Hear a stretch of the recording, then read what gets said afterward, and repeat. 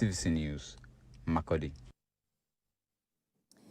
And now the 28th of April is set aside by the International Labour Organization to commemorate the World Day for Safety and Health in the Workplace.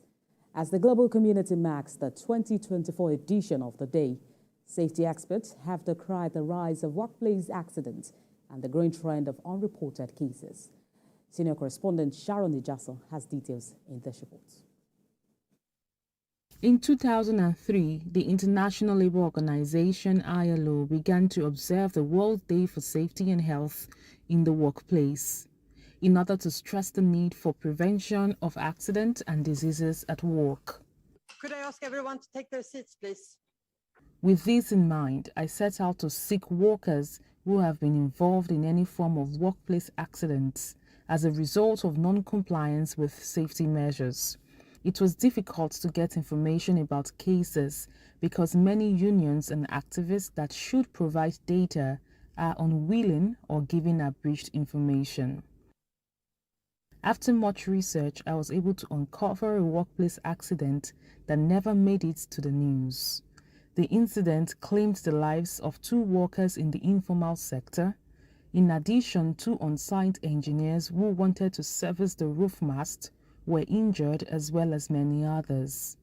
According to eyewitnesses, the engineers were on location to service the generators and rectifier after engaging 2 local welders. Unfortunately, an explosion occurred in the process.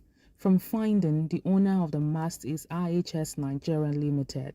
It is a firm that prides itself as a top telecom infrastructure service provider. It offers telecommunications infrastructure deployment and post-management services. I met Anthony Oladara, the father of Patrick Oladara, one of the victims who lost their lives on the site. He is also into welding business. He tells me that life has not been the same since he lost his son. Mechanic who come and repair the generator for the site, he give my workers work to wear something for the tanks. So on our way doing it, then the tank explodes for them. So my son and the workers also, the 2 of them was burned to the ashes inside the fire there. I also met Obadiah, a known electrical expert. He tells me that more than 4 of his apprentices were impacted by the explosion at the IHS site, located beside his workshop.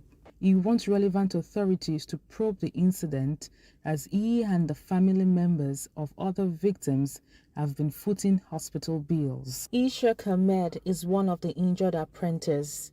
He says he is still in pain and the incident may cost him his university education, as he was due to write his Unified Tertiary Matriculation Examination (UTME). In a swift response, the Acting General Secretary of the Nigerian Labour Congress (NLC) called on the Federal Ministry of Labour and Employment to ensure regular inspection of factories and other spaces prone to workplace accident. The regulatory importance of the Federal Ministry of Labour Factories Inspectorate Division, I keep talking about that. And the essence of even the ECA 2010 is not to focus on compensation for accident, but to focus on prevention. A risk assessment. After the risk assessment, the owner of the facility will hand it over to them.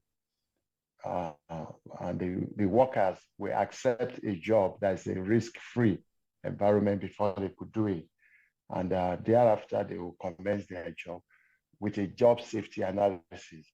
The ILO estimates that every year, more than 2.3 million women and men die at work from occupational injury or disease. Also, more than 350,000 deaths are recorded due to fatal accidents, while almost 2 million deaths are caused by work-related diseases. In addition, more than 313 million workers are involved in non-fatal occupational accidents, causing serious injuries and absence from work. When TVC News tries to contact IHS Nigeria Limited for comment, there was no response to the mail sent to the firm. Belonging to a union is important for both informal workers and formal workers, as this pattern can create safer workspaces. However, for victims who paid the supreme price of losing their life, many of their relatives are expecting that relevant stakeholders will do what is necessary to ensure that safety measures are being adhered to in workplaces. Sharon Ijason, TVC News.